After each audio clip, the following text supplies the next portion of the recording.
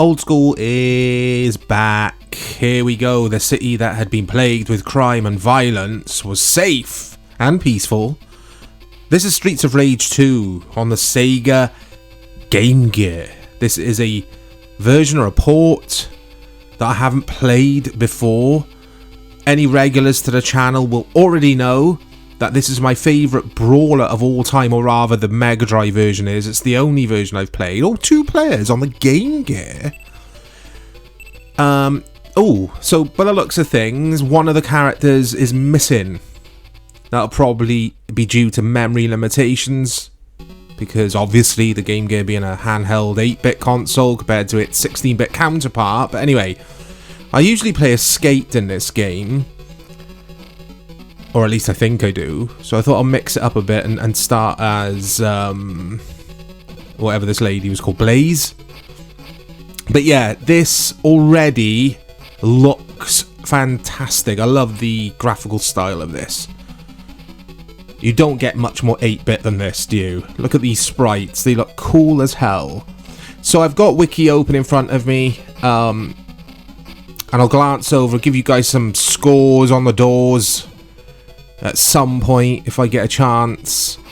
It's gonna be obvious, or yeah, no surprises to anyone that this game reviewed really well across the board. I don't think I'll be able to find any Game Gear specific reviews, but we'll see.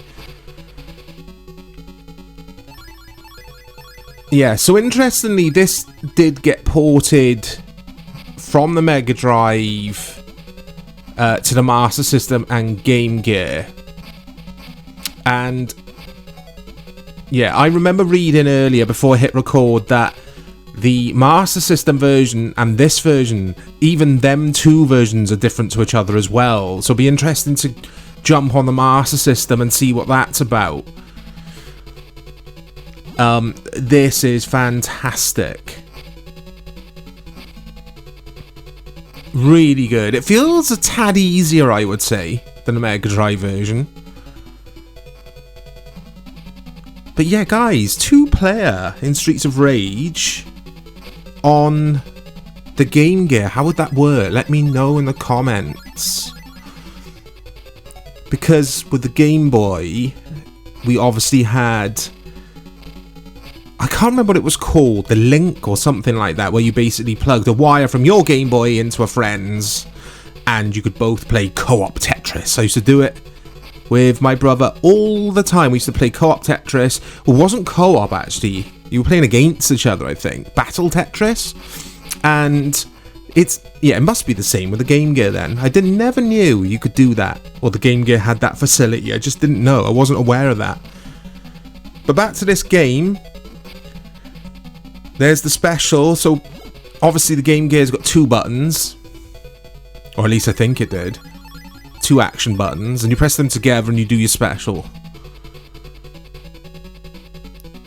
Listen to that music. Look at this dude. Yeah, top 3 brawlers of all time, guys. Question mark. You know I love the top 3s and top 5s and top 10 lists on this channel. Dave and I both love it.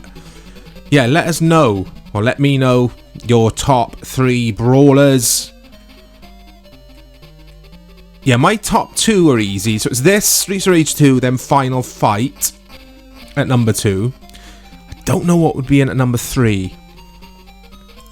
Maybe Michael Jackson's Moonwalker arcade version. Could you class that as a brawler? Fantastic game. Really fun co-op as well. Yeah, I would have been made up with this game if I owned a Game Gear. I would have been chuffed. The Game Gear, a bit of a strange console. I didn't know anyone who owned one. It obviously didn't do as well as the Nintendo Game Boy.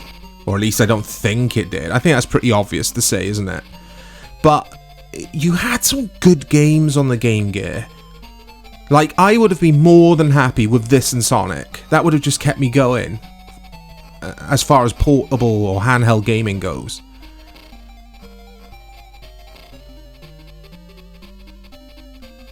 Right, what am I going to do against these dudes? There's 3 against 1.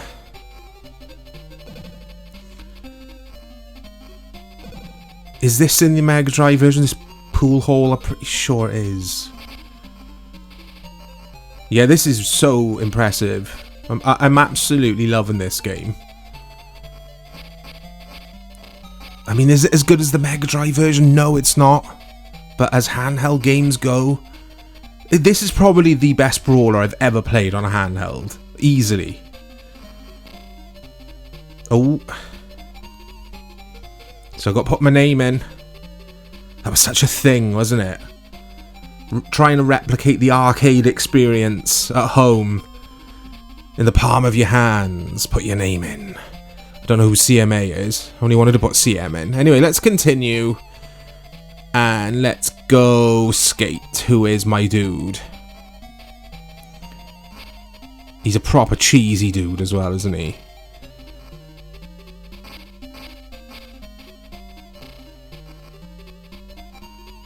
Didn't the Game Gear eat batteries though? Like, that was a big downside to owning one of those over a Game Boy. Because the Game Boy for batteries was brilliant. I think it took 4 AA batteries. I'm going from memory here, guys. And they would just last for a real decent amount of time. Whereas I could imagine the Game Gear just... yeah. Like I say, would burn through them. I know the Atari Lynx also burned through them. Didn't that thing take like 12 batteries? And they'd last 30 minutes. This is very good. It's very responsive. It's comfortable to play. Some handheld games, like, I know I'm emulating this, obviously, but some handheld games are fiddly, a bit clunky, a bit awkward to play because everything's scaled down. But this isn't like that. This isn't the case. It's very snappy to play. I'm not too sure on these pillars, though. I don't like the fact that I disappear behind them. Is that person... oh, I thought they were on top of the piano then. This is like a mini boss. Streets of Rage had loads of these. Streets of Rage 2 did. Pretty sure the 3rd did as well. But I'll try and glance over at some reviews for you guys.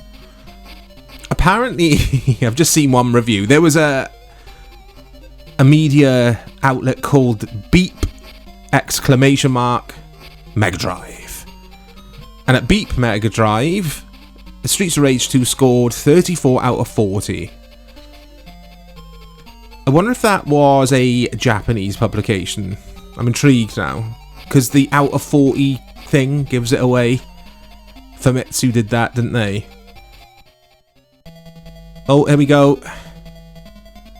Yeah, this looks cool. Visually looks really cool. Love it. Love the art style. Oh, this music's kicking off. More reviews. Let's have a... oh, apparently, Bad Influence. The TV show here in the UK, we had a TV show called... yeah, you guessed it, Bad Influence. They reviewed this game and gave it a score out of 10 as well. But if I'm remembering correctly, didn't they have like a Streets of Rage 2 tournament on there? I'm sure I saw that when I was a kid. I'm not making that up. So maybe they were like, yeah, proper into this game. They gave it a 9 out of 10, by the way, guys. I should have said that. This is interesting. Famitsu, who I referenced earlier, give this a 26 out of 40. But I think they were a very Nintendo-centric publication. Very biased towards Nintendo. I could be making that up, but I'm pretty sure that's the case. Oh, listen to this music. It is going off. But yeah, all the usual suspects then, guys, just gave this 5 out of 5, 10s out of 10s. 93% at Sega Force. 96% at Sega Pro. This was the game to play. If you owned any Sega console, this was the game. This, Sonic 2, the original Sonic. They're my favourite games on the Sega consoles. This and Sonic 2, easily. And Phantasy Star, maybe. Phantasy Star is a game I need to go back to. I've only ever played a couple of hours of it. People just rave about it to this day. But yeah, I always have a debate with my brother Matt. I talk about Matt on the channel quite a bit. Matt's a few years younger than me, but we kind of grew up together, gaming together and that kind of thing. And Matt is like, nah, Final Fight's better than Streets of Rage 2. I think most people would agree with him. But it depends on what version as well. I know people rave about the SNES version, and it is a good port. But as far as console brawlers go, nowhere near as good as this. But anyway, that's a quick look at Streets of Rage 2 on the Sega Game Gear. It's fantastic.